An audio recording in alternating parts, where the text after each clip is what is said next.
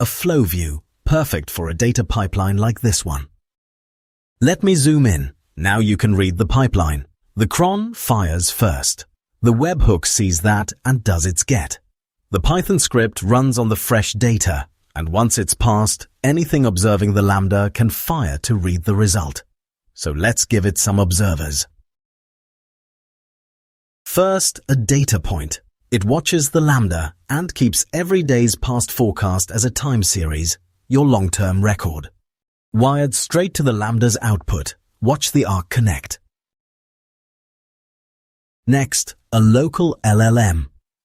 The Lambda hands back plain data, but an LLM can read that Python script's output and turn it into a natural language report. This one writes a short morning briefing on a model running right here on the Pi. It observes the past result. Then an SMTP node watching the briefing. When the LLM finishes, this one emails it to me, a weather brief in my inbox before I'm even up.